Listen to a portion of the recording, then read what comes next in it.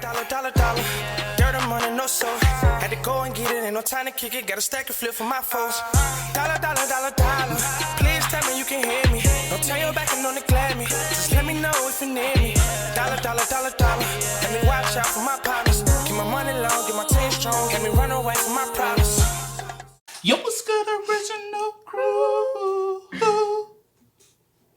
It's your boy DJ No Kid, your girl. Sierra Nicole. Back on the channel with another Kid and C original. Looking at welcome back to the channel, man. We got top 10 people found not guilty after serving a life sentence. Yeah. How the fuck I serve life sentence after serving a life sentences? Exactly. Were they still? Exactly. Or were they doing a serving a life sentence? I don't know. And then I don't know. But I'm ready to find out. Hopefully nobody died. And then, there has been situations, even on death row, people have been. People have died. I just came across one the other day. That's crazy. With that being said, man, before we get into it, make sure y'all check out the links in the description box down below. You already know where to go. If you want to further support, you can always chat down below. Mm-hmm. Also, we always salute to the comment of the day. We appreciate those comments. Y'all keep spamming us up in the comment section down below. That's how we got this video. Somebody recommended it in the comment section down below. But with that being said, again, it's top 10 people found not guilty after serving life sentences. You ready? Mm-hmm. This fucked up, bro.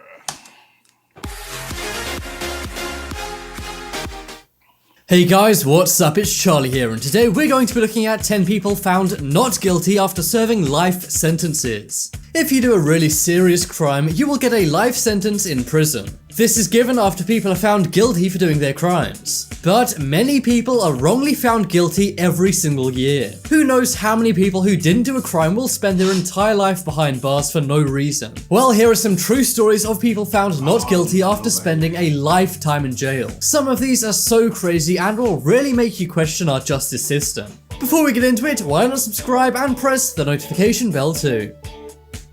Coming in at number 10, we have Lawrence McKinney. Lawrence McKinney is now 60 years old and comes from Memphis, Tennessee. In 1978, he was wrongfully convicted of stealing a lady's TV. According to the prosecution, he also did unspeakable things to the lady. And for this, he was sentenced to 115 years in prison. 15 years for taking the TV and 100 years for the other things. So he was expected to spend his entire lifetime behind bars. But 31 years later in 2009, new DNA evidence came about. The stunning DNA evidence found Lawrence was not even on the scene. He was released in July of 2009 after 31 years behind bars. And as compensation after he was released, he was given only $75. That's you motherfucker lying. You lying. You ready to swing on somebody, ain't you? You ready? Come on. She ready to swing on somebody, bro. 75 in Memphis, bro. That's so messed up.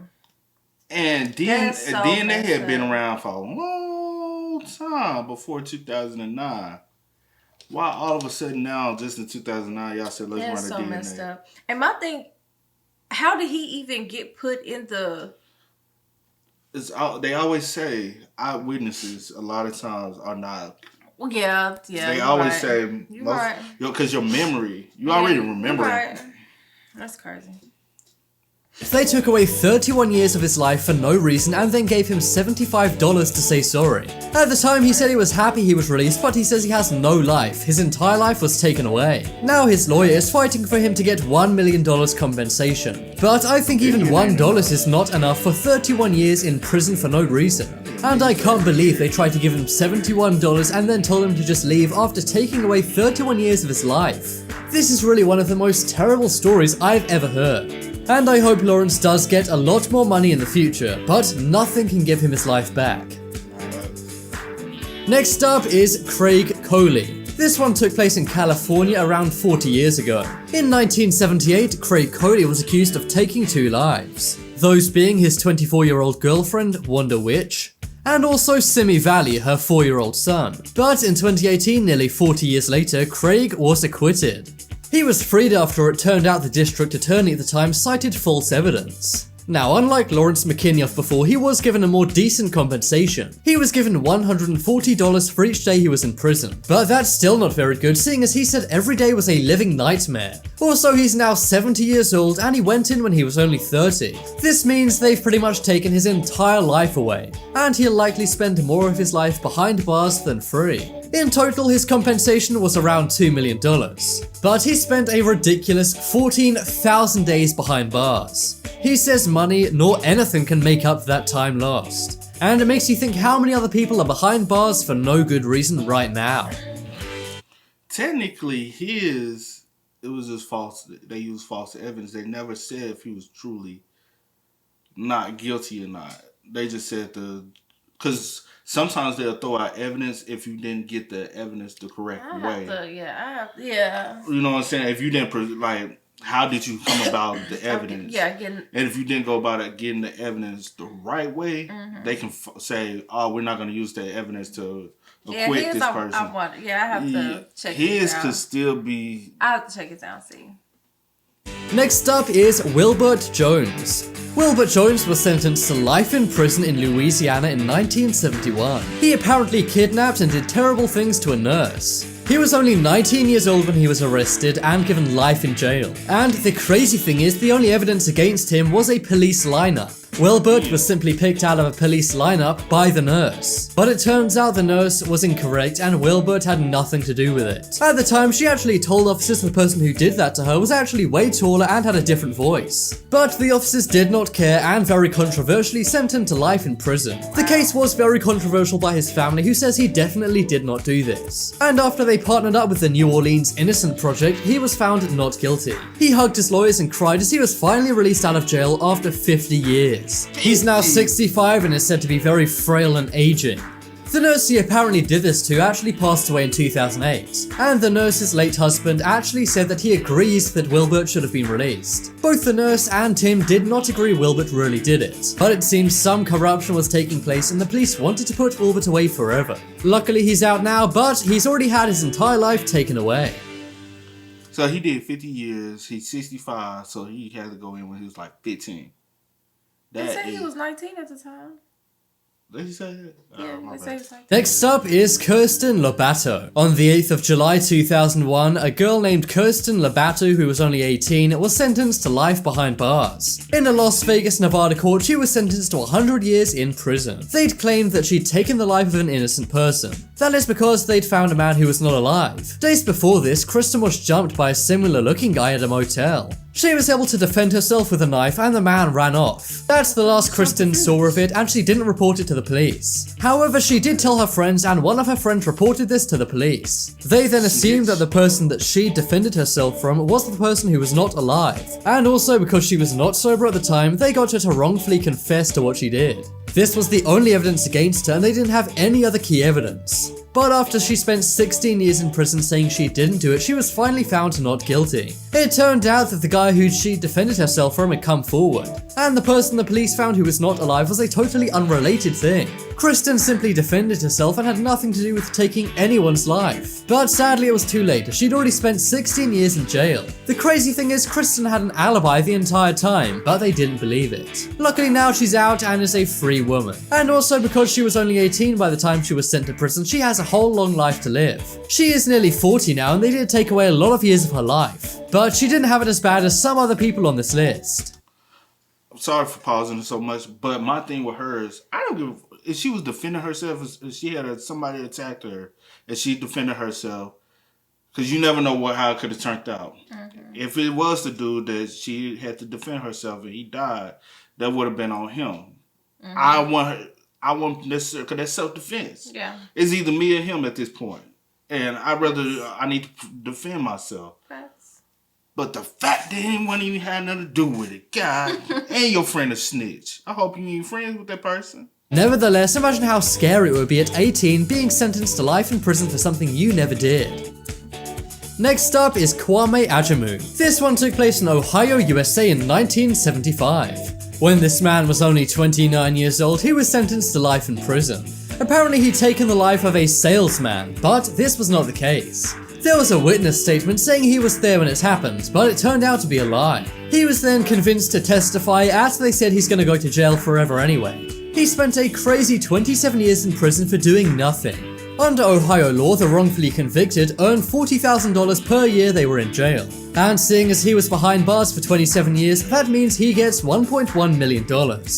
But nothing can buy back that much time, and they really did ruin his life. He was seen bursting into tears when he was finally found not guilty of all charges. He said he was so happy this battle has come to an end, and he hugged his wife and the judge. I'm not sure how I'd feel if I was him, happy, sad, or angry. Probably a mix of all three.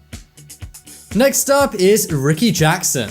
When Ricky Jackson was just 18, he was sentenced to life in Ohio. He actually joined the Marines at 18, but had to leave as he had a bulky back. Soon after he returned home, Harold Franks had his life taken and they blamed Ricky Jackson. Apparently someone went into his money order store, stole $400, took his life and then fled. They didn't have any good evidence against Jackson. All they had was a statement from a local paperboy who was 12 years old who said he saw Jackson.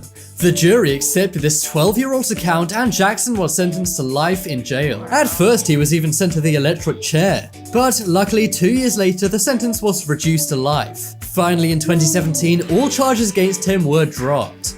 It was found there was no evidence and that he didn't do any crimes. It's absolutely terrible. They took 40 years of his life away for no good reason. He says he's finally free and is for once enjoying life. But he says it's scary just how easily people can take your entire life from you. And he actually met with the paperboy who put him behind bars and he says he forgives him. That is such a big thing to do and I can't imagine forgiving someone for doing that. But Jackson is clearly very strong-willed and I'm glad he's finally free. You know what they probably did with the 12-year-old boy? Push him to say who it was. Because he a 12-year-old boy, you know what I'm saying? And did he actually see? They probably just said, is this the one you saw? Yeah, that was him. He never probably, because I highly doubt he knew who this man was in the neighborhood, so. Next up is Mark Denny. When Mark Denny was only 17, he was sentenced to life in prison in Brooklyn, New York. Apparently in 1987 he'd robbed someone and done terrible things to them, but after spending 30 years behind bars he was finally let out. He asked many times for DNA testing but was rejected. But luckily the Innocence Project stepped in and they got a DNA test. They found he actually was not responsible for it whatsoever. His defense said Mr. Denny has been waiting for this day for a very long time. And to be honest, that's an understatement as he served 30 years for no reason. Next up is Richard Phillips. In 1971, someone took the life of a man named Gregory Harris. His brother-in-law said he saw Richard Phillips near the scene. They believed the brother-in-law and he was sentenced to life in jail. Richard Phillips didn't do anything and when he went into jail he was 27. Now he's 72 and he was only just let out. That's right, he spent 45 years in prison for something he didn't do. The only reason he was let out is because they found the real person who took Gregory's life. It's quite crazy it took them all this time to let this guy out of prison. And if they hadn't have caught the real person behind this, he may have been in prison for his entire life. I'm sure that's the case for many people, which is a really sad thought. Next up is John Bunn. When John was only 14, he was... I'm still mom, like, he went in was 27, got out at 72. That's a long ass time, bro. Like, the fact that he could have had kids, spent time raising the kids, now spending time with grandkids. You know what I'm saying? Now 72, bro. I might just got 10 more years to live. That's for all of them, though. It's messed up. What? Next up is John Bunn. When John was only 14, he was sentenced to life in prison in Brooklyn. Apparently he'd taken the life of an off-duty officer in Brooklyn. But he's now 41 and after 27 years, his name was finally cleared. He began crying and hugged his lawyers and the judge in court. He says he's been battling his entire life to try and get out of jail. And he said to the prosecutors, I don't deserve all the things you've done to me. And the crazy thing is, the prosecutors never even apologized. Bunn and his lawyers said it would be very nice to get an apology as he deserves one. And I think it's terrible that they sent him behind bars for 27 years and then didn't even say sorry. I hope he gets hefty compensation, but nothing can buy back all that time. Check out the poll in the top right corner to vote for the saddest story on this list. 14. Bruh. And how did he even get mixed up? And you know what I'm saying? Like, I know exactly what you mean. Like, you know what I'm saying? Like, yeah. Come on, man.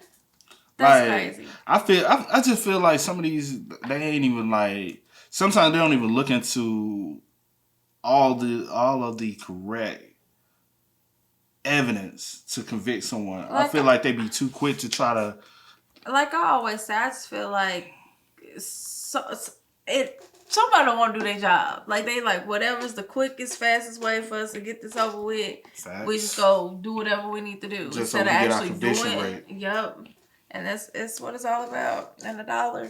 So exactly.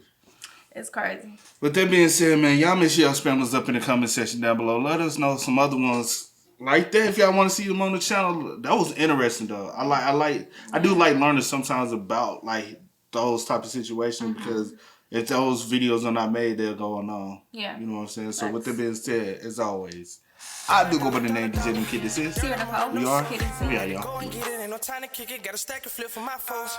Dollar. Please tell me you can hear me. Don't turn your back and don't neglect me. Just let me know if you need me. Dollar. Let me watch out for my